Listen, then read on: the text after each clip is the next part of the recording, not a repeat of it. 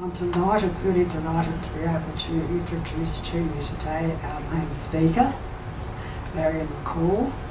I'll just give you a little brief rundown on who she is and what she's done, but she's going to spend the next half hour or so really filling in on the interesting life that she leads.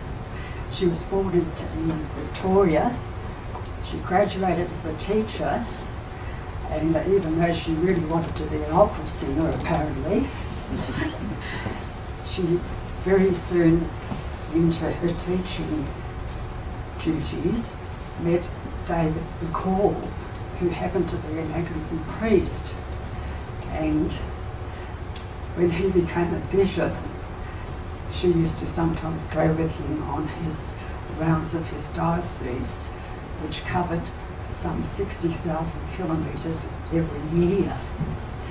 And Marion started to think, well, this is just ridiculous, driving 60,000 kilometres every year, even though it's for a good cause. And so she got to work with her husband's parishioners and managed to raise enough money to learn to fly and buy an aircraft. The Cessna 172, which was the one up there, was the one that she bought. And from then on, she was able to fly her husband around on all his visits to all his dioceses. This was in South Australia at the time, so covering the 60,000 kilometres by air was much easier than doing it by car. They moved over to Bunbury, where he became a bishop, and he's currently a bishop of Bunbury. Marion's competitive spirit has really come to the fore in the last few years, and she's actually entered quite a few international flying competitions, and I'm hoping that she'll tell us a lot of the detail about those. And also, probably something she wouldn't mention, is that she has won quite a few international trophies in those international competitions, and she's been the first Australian woman to do that. She's also, just incidentally, she's just won the Nancy Bird Award, which is for the most notable contribution to aviation by a woman of Australasia. So that's all I'm going to say about her.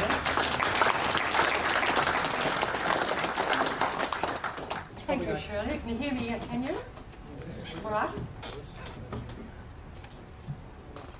Well, seeing as Shirley's mentioned the Nancy Bird Trophy, I thought I'd let you see it. So I brought it with me, if I can get it open. The box is actually nicer than the trophy. It's a bit like Wimbledon, Wimbledon singles.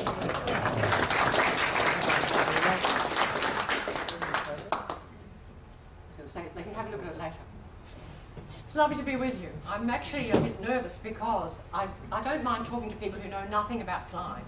But when I talk to people who know everything about flying, I think, oh, they'll be sitting there saying, she hasn't got that right. No, it wasn't like that. And I'm also aware of the fact that my mother's first husband was a pilot. He flew in the number 10's flying boat squadron during the Second World War, the Sunderland flying boat. And he actually went down in the Irish Sea. He was lost in the Irish Sea in 1941. And then my mother married again, and I'm the first of the next lot. But when my mother heard I was learning to fly, she was very upset. She said, "You're going to widow your children and widow your husband and orphan your children." She didn't say what I'd do to myself in the meantime. I had an interesting trip here today with David taking ill, and then halfway along, I got a blood nose. So I was sitting in the car, going along like this, and I had to pull over and fix myself up, and I had to actually lick off the blood off my red shirt. I'm so glad I had. But something usually happens to me when I go to speak. I don't know what it is. But the worst thing that happened to me is I was speaking in South Australia. Now, I used to be married to the Bishop of Wallachra. I'm now married to the Bishop of Bunbury. Same man. It's just as boring as well, but never mind. But when I was married to the Bishop of Wallachra, we used to have a clergy wives gathering once a year. Now, all the women from the the wives of the clergy used to come to Bishop's Court for a weekend. It was sort of a moan time. They'd come and moan about what it was like living in the country, you know, and they didn't get enough pay and all that. Anyway, the annual moan came up, and I had a phone call from one of the archdeacon's wives. Now, in the Anglican Church, archdeacons are very important. Their wives are much more important. And this was an English archdeacon's wife, so she was frightfully important. And she rang me up and she said, "Marion, dear, what are you doing about the dinner, dear?" Well, dear hadn't done anything about the dinner. I hadn't even thought about it. She said, "Well," she said, "dear, it'd be nice to have some wine with the dinner. I'll pay for it if you'll get it." And I said, "Yes, Mrs. Archdeacon." Now, I could have bought it in Gladstone. I lived in Gladstone in South Australia. That's where the Bishop of Wallachra lived. It's a small town of 700 people, and it does have a pub. But I am the bishop's wife, and I didn't want to be seen walking out of the pub in broad daylight. So I decided I would buy the wine in Port Pirie, which is about half an hour's drive away, because I was going to Port Pirie to speak at a Provost Club. So I was all dressed up, as my mother would have said, suitably. I had a nice skirt and a nice top. And so I went off to Port Pirie, and on the way to the Provost Club, I went into this bottle shop and I took down this cask of Coolabah claret off the top shelf. Well, it must have been an old cask, because as I took it down, the cardboard handle broke, and I dropped it, and it exploded like a water bomb. It went whoosh right away up. It went as far as my eyebrows. I know, because I went like that. Well, I didn't want to waste it. And so I thought, what am I going to do? And I had to go off and speak to people with wine stains all the way up the top. Now, I know that the Anglican Church has got a bad reputation, but I really thought it was sherry. But that hasn't happened to me today. It's just a bit worse, having blood noses. When I was married to David, when he was the Bishop of Wallachra, I used to have some girlfriends who used to come every year. Now, as Shirley's already said, I actually trained as a singer and then became a music teacher. And then when I married David, he was living in the middle of New South Wales. I gave up my career and I just had babies, really. There's nothing much else to do in the middle of New South Wales. But my friends didn't give up their careers, and they're all sorts of exciting things now. Some are, one's a lawyer and one's a university lecturer, and somebody else is a doctor. And every year they used to come and visit me for a weekend. It was sort of like, let's get Marion back on track weekend. They'd tell me what books I should have read and hadn't, and what films I should have seen and hadn't. Who was the best violinist in the world? Never heard of them. By the time they left, I was all up to date. I could talk about anything in a very learned manner. Now, after one of these weekends, the bossy one, I don't know about you, but I collect bossy friends.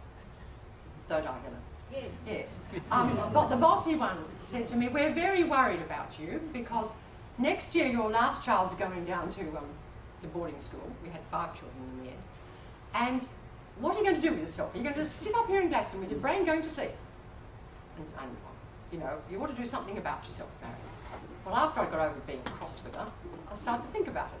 What was I going to do with the rest of my life? I was then 49. Was I going to sit up in Gladstone in the middle of nowhere with my brain going to sleep? Actually, I shouldn't be very mean about this friend of mine because she gives me all her old clothes.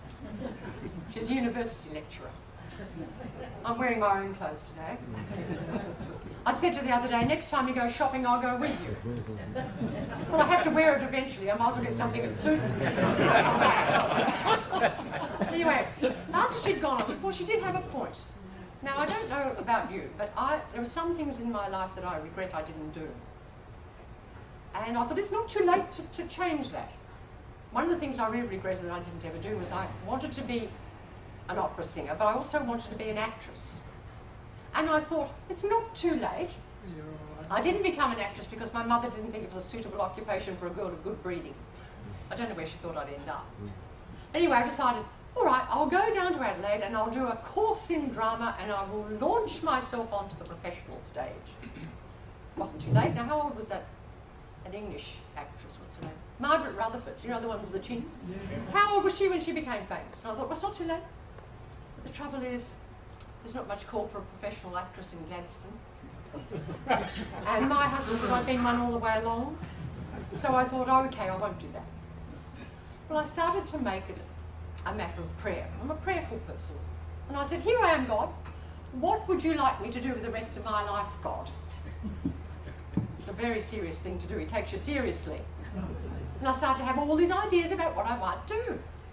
Now, as Shirley said, the year that I was making this decision, David drove himself 62,000 kilometres. Now, I've got here an old-fashioned visual aid. This is a tea towel. I carry this around in my handbag just in case I have to do any washing up when I get in. For those of us who don't know Western Australia, that is a map of South Australia. And the yellow is the Diocese of Wallachra. The little red dot is the Diocese of Adelaide. And the green is the Diocese of the Murray. You see, he really was the Bishop of South Australia, which I used to say to the Archbishop every time I saw him. So I thought, he's killing himself. You know, he was going to sleep all the time. Actually, that hasn't changed. You know, he sits in front of the television and he says, wouldn't you think they'd put something decent on the news? Well, it doesn't make any difference what they put on the news. He's sleeping in about 5 minutes. Anyway, I thought, he's going to kill himself and I'm going to be widowed and left to rot here in Gladstone. So I thought, I know what I'll do. I will drive him around. You know, he'll arrive fresh and give me something to do with my brand and I'll drive him around. But the trouble with that idea, I'm sorry, gentlemen, the trouble with that idea is he's a man. Actually, it's probably what's the matter with him, full stop, if I think about it.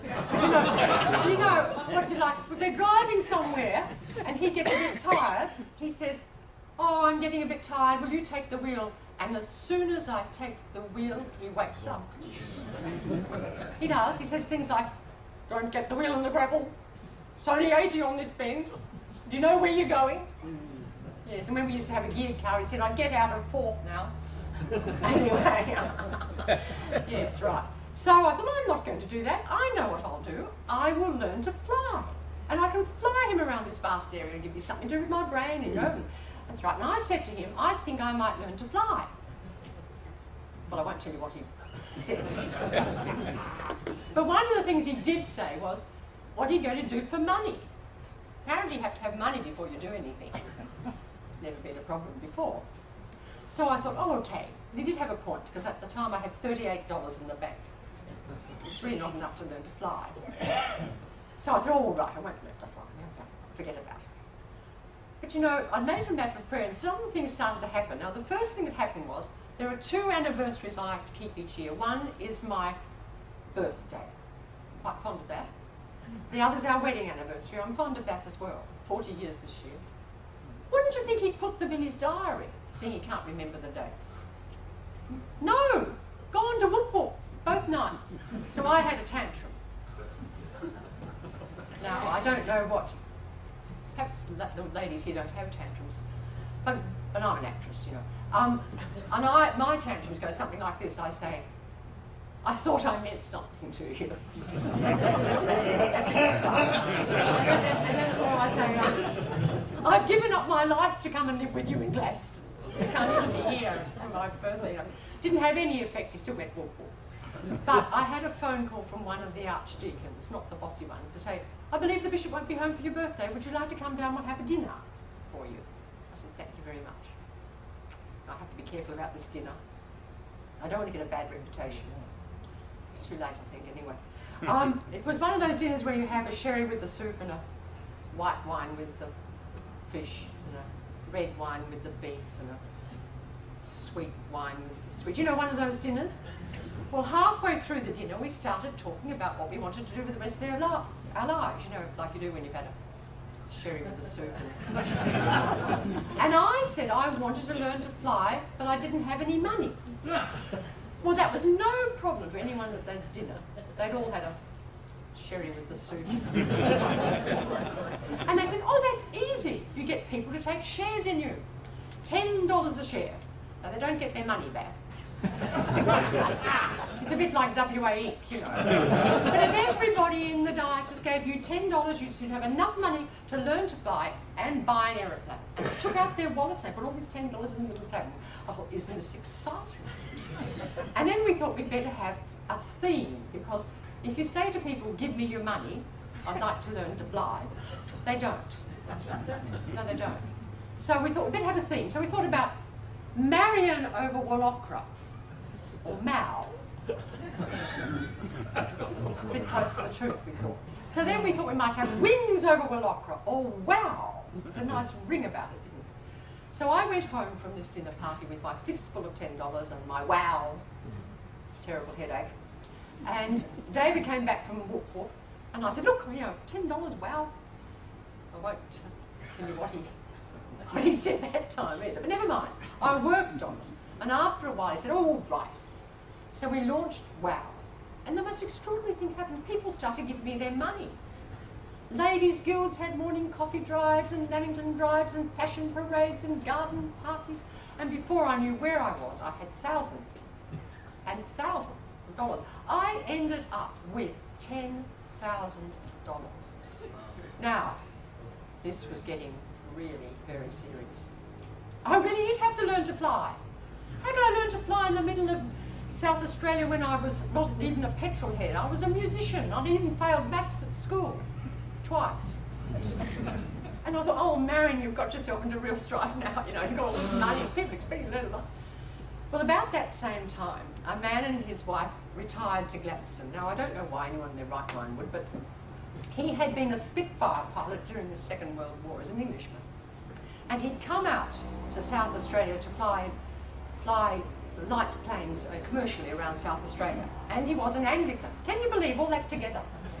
And when he heard that I wanted to learn to fly, he took it upon himself to teach me my theory. As you know, you need a degree in physics to pass a flying thing. So every Wednesday morning, I'd go up to Harold's place. His name was Harold. And he'd teach me about lift and drag and density and all that. And we'd practice our radio calls so I could pass my radio operator's license. So he'd have a spoon and I'd have a spoon.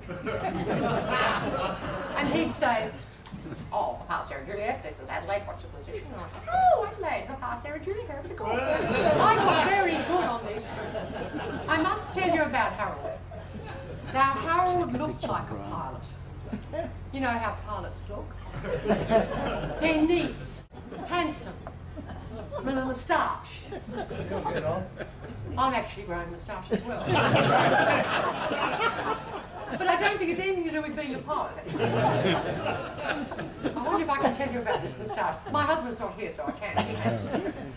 I've got a thing about my moustache because we had 5 children. I said we had 2 sons and we had 3 daughters. Now, my father said he hoped I had 3. He had half a dozen daughters worse than I was. Well, I had 3 anyway. And they were all teenagers at the same time. Now, one was 17, and one was 15, and one was 13. It was absolutely dreadful. It was awful. And I was I was driving somewhere with one of them, Elizabeth, in the car in Adelaide to do something important. It's so important I can't even remember what it was I was going to do. But she reached across and she pulled something out of my top lip. She went, boop. And I nearly went into a telegraph pole. And I said, Elizabeth, what on earth are you doing? And she said, you can't go around speaking to people with black hairs on your top lip. It's absolutely terrible. And I said, oh, I'll just get a razor and, get rid of it. And she said, you can't do that, you'll end up with stubble. And she made me stop outside a chemist shop and buy awful things called wax strips. Gentlemen won't know anything about them. But I sat in the car outside where I was going to do something, looking in the rear vision, and looking at it without the So instead of going in with a few hairs, I went with this red mark. Well, now I've got a real thing about this moustache now because our eldest daughter is trained as a dancer. Our 2 younger daughters are opera singers, but you see, the opera came out eventually. But our eldest daughter is a ballet dancer. She trained with the Australian Ballet in Melbourne. And you can imagine what she's like. She's tall and she's elegant, what they're like, and she dresses beautifully.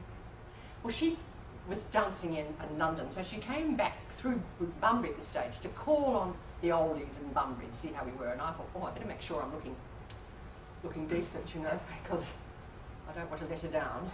She thinks I've got no taste at all. Anyway, she came in and she looked at me and she said, what's happened to your eyebrows? And I said, what do you mean? She said, they've disappeared. said, well, you know, I'm in my 60s. This is what happens to women in their 60s. And she said, you know what you could do? You could get you could transplant some of your moustache. What am I talking about? I can only tell this story when David's not here. I'm talking about Harold. Harold said to me one day, I know how you can learn to fly. There's a man who specialises in bush flying called Des O'Driscoll. He lives at Pinaroo, Des O'Driscoll. He specialises in bush flying. And he comes and spends a week with you, and you do a week's flying, and then he goes away, and he comes back a week later, and after 6 months, you have your licence. Des O'Driscoll. He's a Scottish Presbyterian, you understand. Anyway, I rang up Des and said, I'd like to learn to fly, Des, and he said, oh, I've never told a bishop's wife to fly, it should be an interesting experience. So for the first week in March in 1992, I lined up at Port Pirie to learn to fly. Well, it was the hottest March they'd had for 40 years. It was 42 degrees every day. I don't know whether you know Port Pirie, but it's flat and smelly and nasty. And you know, the only thing in common between a car and an aeroplane is they both have engines. Nothing else is the same, is it? You can't steer it on the ground like you steer a car. You steer it with your rudder pedals wobbling all over the place. You can't stop it like you stop a car. When you're in the air, you can't say, I think I might slow down a bit too. You know, you take off a bit of power and you stick on, raise the nose and stick on a bit of flap. There didn't seem to be any rhyme and reason in it. Now I can get it airborne all right. My husband says if you leave a plane going long enough, whether in it or not, it'll get airborne. But I couldn't land the thing.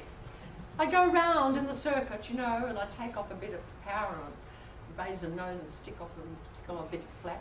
And when I got to tabletop height, no way of knowing, is there? You can't look out the window and think I'm just about tabletop height. You pull the stick back and you landed gently on the runway. Well, I didn't. And after a week of going up and going around and coming in, nearly killing myself, I went home and went to bed. I said, I don't have to do this. I don't have to prove anything. I'm a woman in my own right. I don't have to prove anything at all. I'll send back $7.50 to everybody. But you see, I did have to do it. I did have to prove something. So a friend of mine came to visit me, not the bossy one, and she said, I think you're pathetic.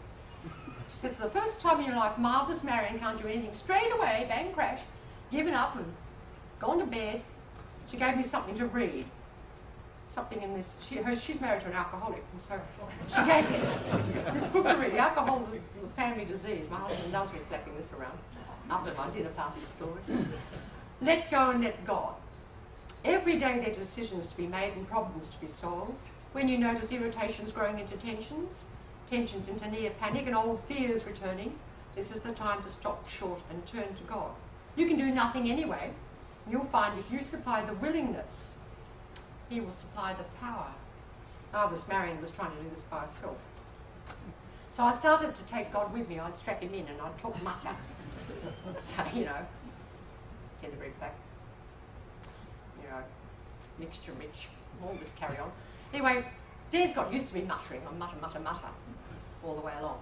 And one day I did a beautiful landing. You know, I went round the circuit, got a bit of power, stuck on a bit of flap, tabletop height, pulled the stick back, and I just kissed it on. And Des said, well done. And I said, thank you, Lord. And he said, what was that?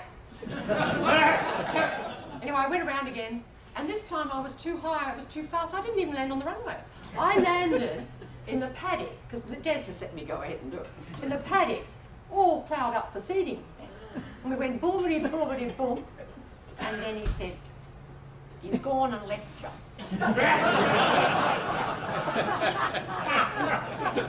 So I went solo. And I got my restricted licence, and it was such a use. You know, with the old restricted licence, you could fly within 10 miles of the airport. Don't you think it's a lot of use? Then I had to get the navigation course. And as you know, everything from the air is different. Especially where I was flying in outback South Australia. The towns that they were there got swallowed up in trees. You don't see roads unless you're driving over the top of them. There's only one river, and that was miles away, the River Murray. I actually flew around South Australia from Wheatsala to Wheatsala. There wasn't a silo there, I didn't go. It was as simple as that.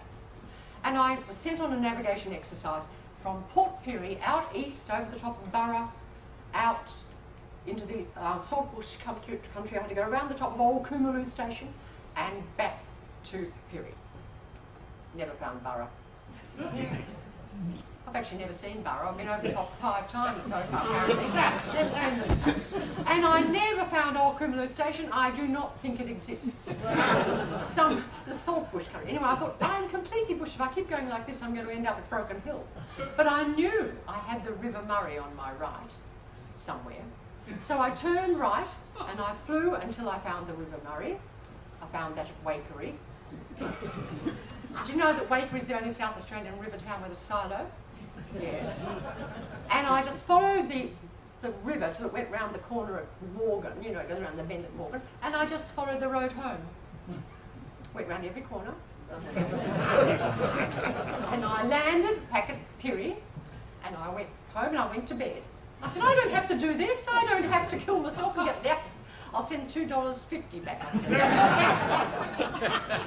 But the next day I had a letter from a lady at Yorktown, and she said in the letter, 30 years ago I was present at a function when the bishop was present, and I was asked to give the vote of thanks, and I said, I hope I'm alive the day the bishop flies this vast area, and behold, the day has come.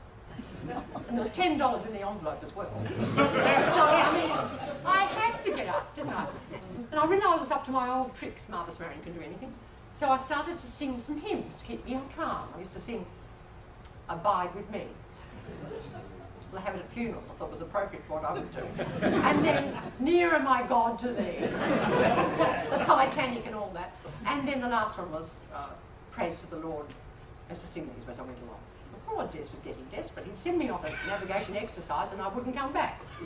Well, I'd land somewhere and I'd ring him up and he'd find out where I was, and it was hopeless. So he sent me on this navigation exercise where I could not get lost.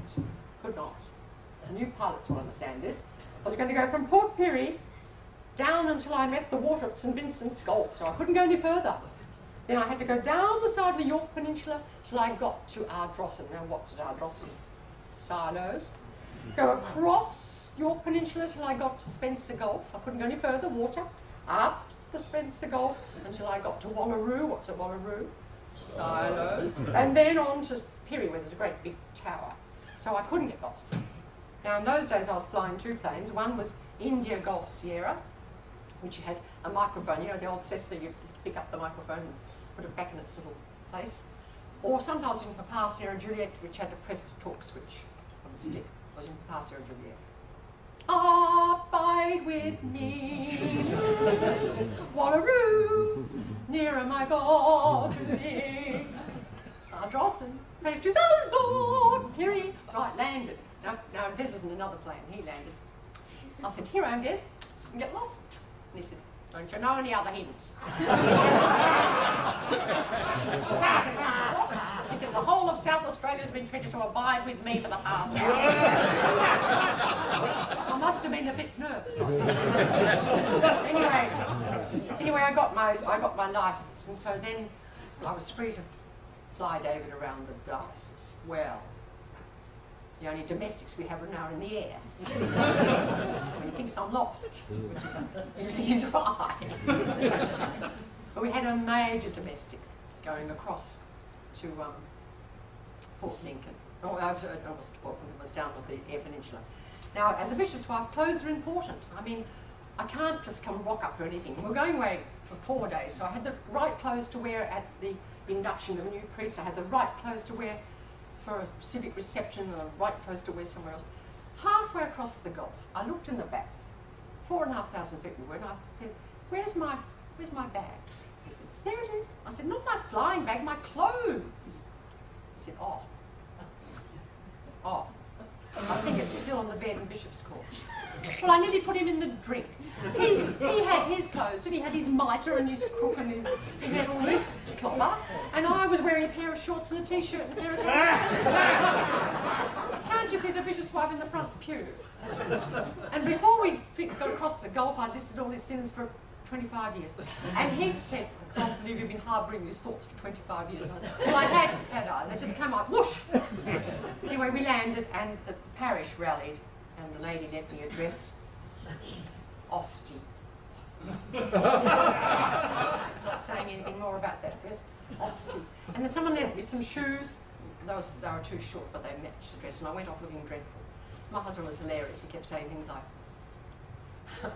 perhaps you'll pray for your bishop. And we had a good flight, but halfway across we struck severe turbulence. And then there was a farmer sitting behind me, kept poking me in the back and saying, perhaps next time you come and have the clothes on. And right at the end, the lady who lent me the dress said, you know that dress I lent you, you can keep it if you like. And I said, thank you very much. And she said, belonged to my mother, she died last week. So, in 1992, I joined the Australian Women Pilots Association. Well, one of the best things I did, because of the camaraderie and the support that you get, like today. And about that time, in 1994, two women from Victoria went in an international flying competition called the Dawn to Dusk International Flying Competition. They flew around Victoria in one day to prove that Bendigo was the natural capital of Victoria. They came second. So I thought I'd like to do something like that. And it wasn't until we came here to Western Australia that I had the opportunity, because in 2004 it was the centenary of the Diocese of Bunbury, and I thought I could go in the Dawn to Dusk flying competition and I could beat the bounds of the diocese in one day. Now, the Diocese of Bunbury is 1 in 6 times the area of England, and in England they have a custom of beating the bounds of the parish. You know, on Rogation Sunday the priests and the people will walk around the bounds of the parish and say, I claim this parish for St Swithins or something. And I thought I could actually go around the whole of the diocese in one day in my little play. And that's what I did. The Dawn to Dusk was set up by the Duke of Edinburgh in 1964. Now, he used to go in air races, the Duke of Edinburgh. I hope he's given up flying. Does anyone know? Anyway, he was in an air race. And he got back to the mess, and I know this because someone who was there told me. And he said, what a great pity that only people in fast planes could go in these air races. Why don't we have a competition where everybody's equal, whether they fly a balloon or a glider or a helicopter? So he set up this thing, and this is the objective. I got into trouble the other day reading this like this because they thought I was taking the mickey out of the Duke of Edinburgh. And you were. I thought I sounded more like the Queen. Goes like, to encourage the most interesting employment of a flying machine within the limits of competent airmanship, and to demonstrate the capabilities of piloting a machine in a day's flying during the hours between dawn to dusk, in the terms of furthering some original and praiseworthy objective. You just have to do something between dawn and dusk. And you have to be in the air at least 8 hours. So on this first one I went in 2004, I beat the bounds and went around. I've got some photographs of that, haven't I? Perhaps I'll show those now. But I went from Bunbury and I went up to Mandurah and landed at Murrayfield, and where about 120 people from the parish of Mandurah were having breakfast. And then I spent 10 minutes there. And then we went over the top of Pingelly and down over into Narrogin, where there was about 120 people having breakfast. We had 10 minutes there. And then we flew to Corrigan, where there was about 50 people having morning tea. And then we went on to Hyden, landed at Wave Rock. I was a bit worried about going to Wave Rock because there's no fuel available on the eastern side of the diocese. I mean, there's plenty along the western coast. I can get fuel at Bunbury and at Albany, and now at Busselton, but I couldn't get it at Busselton then.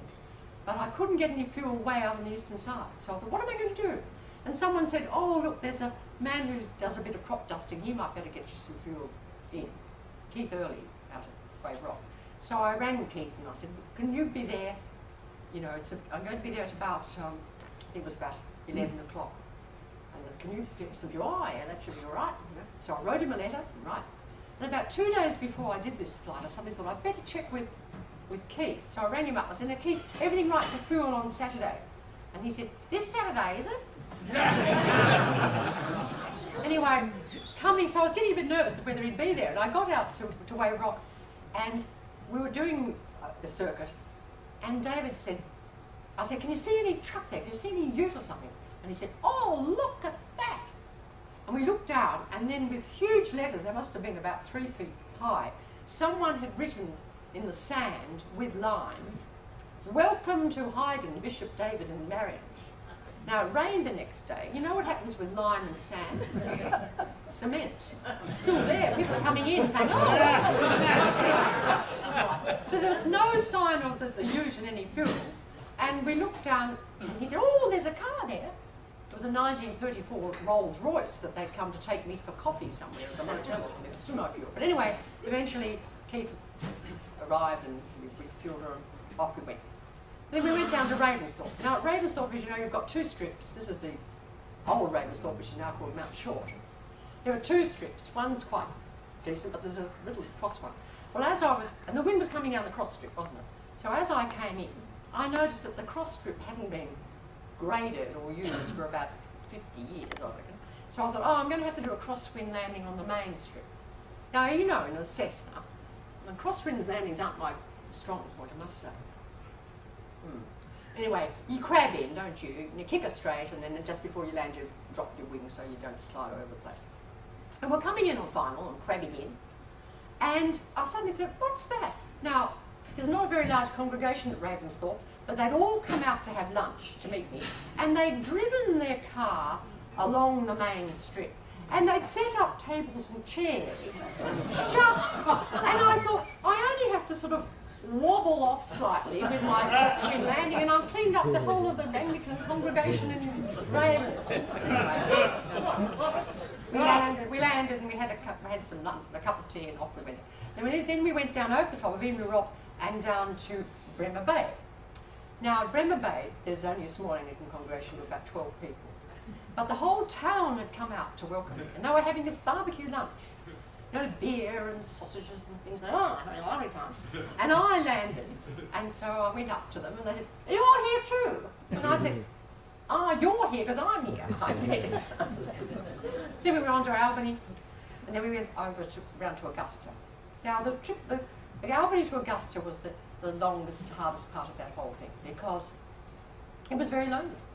I couldn't hear any radio work out over that ocean. I've done it quite a few times, but it was very lonely, and also David was asleep. So I woke him up and said, "Wake up, I don't want to die alone. If I'm going to die out here, by the time they find us in this ocean, we'll be well and truly dead."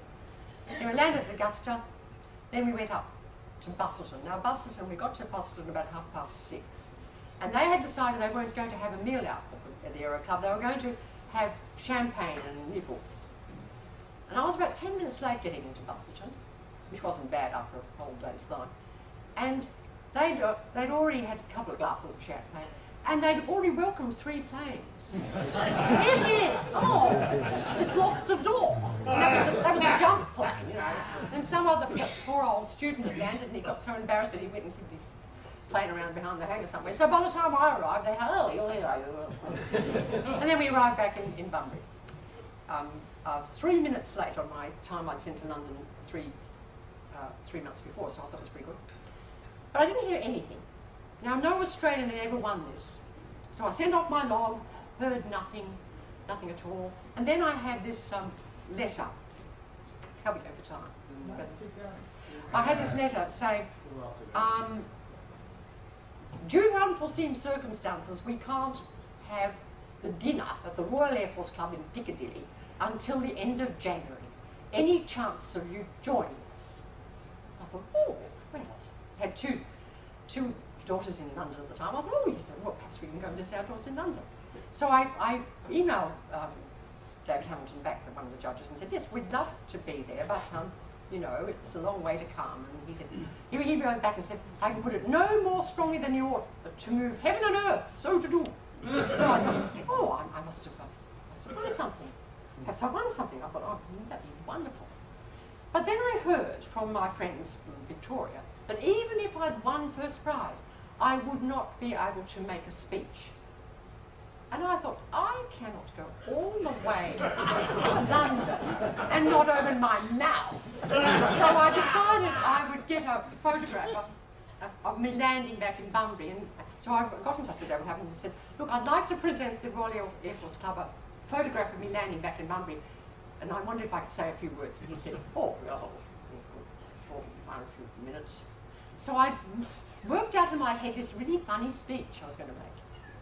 And I thought, what's a minute, I'll remember this funny speech. Well, when we got there to the Royal Air Force Club in Piccadilly, it was so posh. And I thought, oh, whoops. I don't think I can make this funny speech, I thought. So I said to my husband, I don't think I can make this. He said, oh, no. No, certainly not. And so I thought, oh dear. Anyway, just before the dinner started, they had all the logs out, and I brought my logs here for you to have a look at if you're interested, after I was finished yakking on. And I had a look at what everybody else had done, and I thought, there's no way I can get a prize in this. Because people had done fantastic things. They'd gone the original route of the American Air Force into Europe during the Second World War. They'd done reenacted, and I thought, there's no way I'm going to get anywhere. So I said to my daughter, I don't think I'm going to get anywhere. She said, well, just enjoy the dinner, Mum. Well, at our table was one of the judges and his wife. Now, looking at her, I think she's probably his third wife. Well, she was young, you know, attractive, and she had this black dress on, and she had this red lacy bra. We saw the bra. We also saw what was supposed to be in the bra. Although my husband claimed he didn't see it.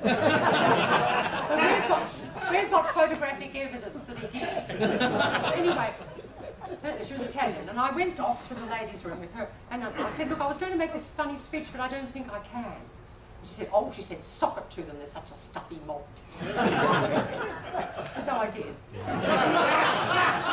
And right at the end, one of the men came up to me and said, oh, this is the best camp talk we've had.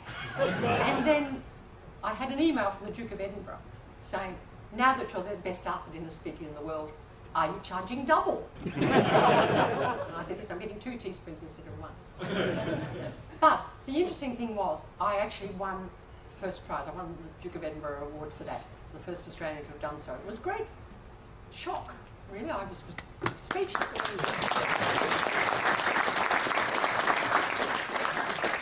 Then I got the trophy. Look, I might just go through this. Oh, that's very few weeks in there. Oh, that's Wave Rock, and that's Keith Early in the back of his ute. And that's the Rolls Royce too, where we went to the morning tea. And that's down at Albany. That's stopped at Albany. And that's totally different. That's just a picture of the plane at the Dutch windmill strip, you know, which is out there. Oh yes, I went in the half competition just in 2008. They haven't judged that yet. It's been taken off from Bunbury, and that's coming back right at Dusk. Oh, that's the trophy. I just want to show you that. That's the Duke of Edinburgh trophy. It's actually a World War II tiger moth compass set in, you'd recognise that. Yeah. It's set in oak, and it's got crystal dome, wood crystal, and it's got silver around the edge of it. It's worth £12,000. And I had to bring it home. And I couldn't insure it when I got it here. I had it under my bed for 6 months. 12 months was. And I called it Phil. And I'd come home and I'd say to David, oh, I hope Phil's all right. Anyway, I got this email from the Duke of Edinburgh saying, now, he said, I hope you realise how valuable that trophy is. And he said, I don't want to hear that Ned Kelly's got it. So, we were in Wangaratta in Victoria, and I went down to Glenrowan. You know, there's a statue of Ned Kelly at Glenrowan. And I got my husband to take a photograph of me handing the trophy to Ned Kelly, which I then emailed to the Duke, but I haven't had a reply.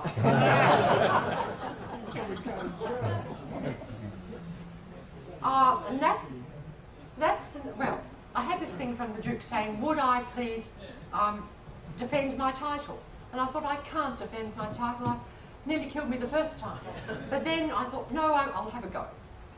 So in 2006, I went in mid-dawn to dusk again, and this time I crossed the Nullarbor between Kalgoorlie and Port Augusta following the railway line, because the railway line was really an incentive to get Western Australia to join the Federation. And that was quite a trip, because again I had trouble with fuel, because there's no fuel available along the line except the forest. I used to be able to get the fuel when I was flying that area before, because I used to share the drums with the Royal Flying Doctor. I'd go and help myself to fuel, and then I'd leave them a note. But they no longer use gas. They don't have the drums along with them. So I ended up getting fuel from Kundambo Station along the line there. They got some fuel in for me, so I was able to do it. But I thought they're not going to give the trophy to a colonial twice, are they? No. Well, I went along to the dinner in 2008, again in London. I'm quite a regular there now. And on my the Duke couldn't be there, but on my table was the master of the Guild of Air Pilots, and he was a charming man. Anyway, he was chatting on to me, and he said to me at one stage, "Are you nervous? Because nobody knows the result until it's actually announced." And I said, "Oh no," I said, "I'm not nervous. I don't have to win again. I've won once, and it was a great honour." And he said, "What a lot of rubbish." He said, "They're the most competitive person I've ever met." It's showing. And also on our table were two Brits, young British airmen, and I recognised them from the time before. And I said, "Oh, I met you before." And they said, "Yes, you pipped us last time." And I said, "Oh," and I said, "What have you done this time?" They said, "We didn't go in it." So we won again. But we also won the Tiger Club medal for the longest distance flown in a day. And so I'm going it again, because I've had an email from the Duke last year saying, "Would you defend your title again?" And I said, "Oh, right." So I'm going to reenact the first airmail flight here in Western Australia, which went from Geraldton to Derby in one day. Now, I'm not going to get as far as Derby because I've only got 11 hours 41 minutes on the 22nd of August, and the flight itself is over 10 hours, and I've got to refuel twice. So I'm only going as far as Broome, hopefully. And I've bought some share certificates along. They're not $10 a share, they're $5. So perhaps you can keep me in your prayers when I do that. I'm so looking forward to it, because I've only ever flown as far as Geraldton, and so I've been picking Reg's brains here today, because it's his country. So I'm finding all the little things that I need to know. I think I ought to finish. I've been wrapping on long enough. I used to conduct the Jamestown Theatre Group. Does that ring a bell? I used to be the musical director for the Jamestown Theatre Group, and when they heard that I was learning to fly, they wrote me a theme song. You have to have a theme song, of course, to go with all this. I'm very surprised that actually Sid wrote this for me, because Sid was a farmer, but he just took one of my bases. And one rehearsal, the men were terrible. They were absolutely shocking. And I lost my cool. And I said, amongst other things, "On the strength of the men singing, I'm very surprised there are any children in Jamestown." Anyway. And Sid got very upset. Very upset. I had to end up apologising, and he said, amongst other things, he felt sorry for my husband. But anyway, this is what he wrote for me, while he was still talking to me. "Wings over Wallacra, wings over the plain, easing the load on the bishop, tripping there and back again, high over the hilltops, flying wide and free, with might to cope and ring and crook, he can relax and take a look, can plan his day or read the book. The plane is nice and high, the only way to fly, to oversee the diocese, is from the sky. Wings over Wallacra,